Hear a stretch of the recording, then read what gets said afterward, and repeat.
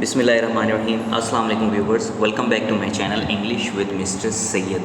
आज का जो हमारा टॉपिक है वो है प्रेजेंट इंडेफिनिट टेंस के नेगेटिव सेंटेंसेस कैसे बनाए जाएं।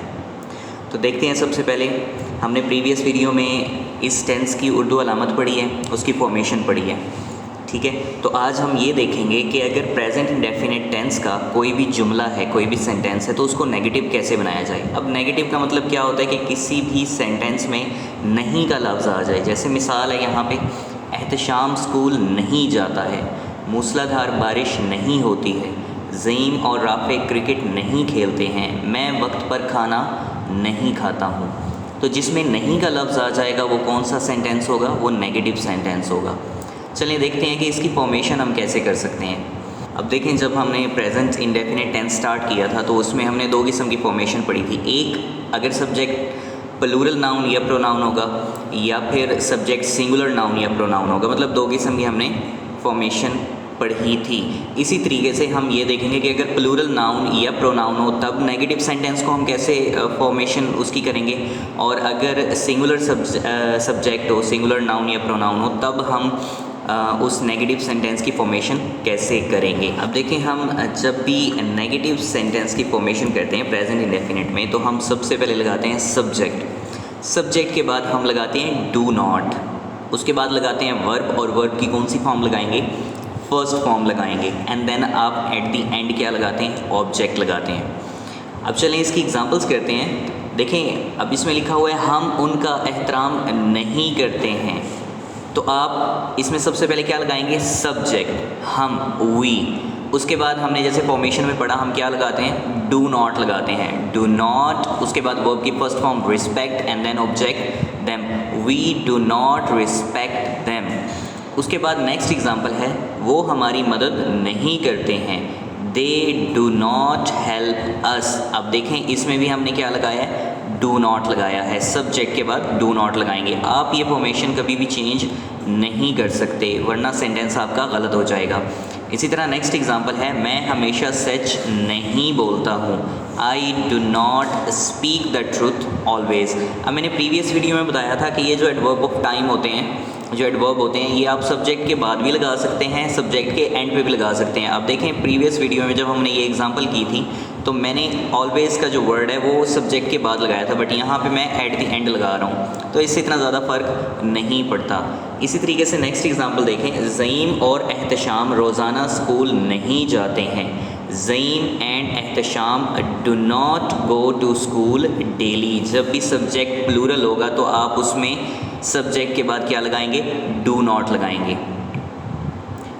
नेक्स्ट देखते हैं कि प्रेजेंट इंडेफिनिट टेंस का अगर कोई सेंटेंस आपने नेगेटिव बनाना है और सब्जेक्ट हो सिंगुलर नाउन या प्रोनाउन, सिंगुलर नाउन या प्रोनाउन होगा, तब हम क्या फॉर्मेशन करेंगे। आप सबसे पहले लगाएंगे सब्जेक्ट, और सब्जेक्ट के बाद आप लगाएंगे डज नॉट। प्लूरल नाउन या प्रोनाउन अगर सब्जेक्ट होगा तो आप डू नॉट लगाएंगे, सिंगुलर होगा तो आप डज नॉट लगाएंगे। उसके बाद आप लगाएंगे वर्ब, और वर्ब की कौन सी फॉर्म लगाएंगे, फर्स्ट फॉर्म लगाएंगे, एंड देन आप क्या लगाएंगे, ऑब्जेक्ट लगाएंगे। अब देखें, हमने जब प्रेजेंट इंडेफिनिट टेंस की जो एजर्टिव सेंटेंस की फॉर्मेशन की थी, उसमें हमने क्या किया था, हमने वर्ब के साथ एस या ई एस का इजाफा किया था। अब होता क्या है कि जो वर्ब के साथ हम एस या ई एस का इजाफा करते हैं, जब उसी सेंटेंस को हम नेगेटिव बनाते हैं तो वही एस या ई एस किसके साथ आ जाता है, डू के साथ आ जाता है, तो वो क्या बन जाता है, डज नॉट बन जाता है। अब वही जो इजाफा एस या ई एस का था वो डू के साथ ऑलरेडी हो चुके हैं, तो दोबारा आप वर्ब के साथ वो इजाफा नहीं करेंगे।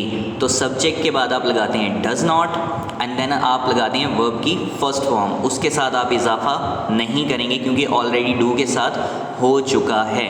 आपको सिंपल सी एक ट्रिक बताता हूँ। देखें, आप जब भी प्लूरल सब्जेक्ट की फॉर्मेशन करते हैं तो उसमें वर्ब की फर्स्ट फॉर्म के साथ एस या ई एस का इजाफा नहीं करते, तो जब वर्ब के साथ आप एस या ई एस का इजाफा नहीं करते तो आप डू के साथ भी नहीं करेंगे। सिंगुलर नाउन या प्रोनाउन में आप सब्जेक्ट के बाद वर्ब लगाते हैं एजर्टिव सेंटेंस में, और वर्ब के साथ एस या ई एस का इजाफा करते हैं। जब सब्जेक्ट सिंगुलर होगा तो हम एस या ई एस का इजाफा वर्ब के साथ करते हैं, जब उसका नेगेटिव सेंटेंस बनाएंगे तो वही एस या ई एस हम किसके साथ लगा देते हैं, डू के साथ लगा देते हैं, तो वो क्या बन जाता है, डज नॉट। तो जब ऑलरेडी इजाफा डू के साथ हो गया है तो दोबारा आप वर्ब के साथ इजाफा नहीं करेंगे। तो डज़ नॉट के बाद आप वर्ब की सिंपल फर्स्ट फॉर्म लगाते हैं और एट दी एंड आप ऑब्जेक्ट लगाते हैं। एग्जाम्पल्स देखते हैं। वो उनका एहतराम नहीं करता है। अब देखें वो, ही सिंगुलर सब्जेक्ट है। He does not respect them. Does not, जब डज़ नॉट लग गया तो वर्ब के साथ आप SEIS का इजाफा नहीं करेंगे। He does not respect them. इसी तरीके से अनवार हमें अंग्रेज़ी नहीं पढ़ाता है।